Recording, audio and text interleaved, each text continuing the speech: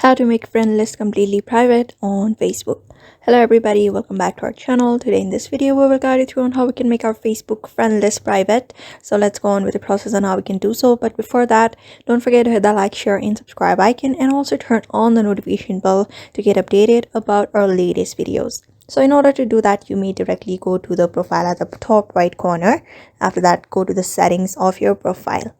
After getting here, we're just going to scroll down a bit until you're able to find the option called how people can find and contact you, which is under the audience and visibility. Just click on it and we can find this option called who can see your friends list option here.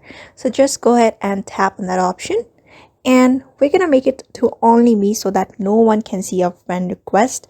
Like here we can choose our audience of public, then all of other people around the world will be able to see our friend list even if they are not our friends. But if we only keep it on friends, only our friends will be able to see it. Since we're making it completely private, choose only me.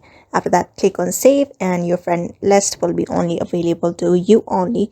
So that's how you basically make your friend list completely private by following those steps. So I hope this video was helpful to you, and thank you for watching this video.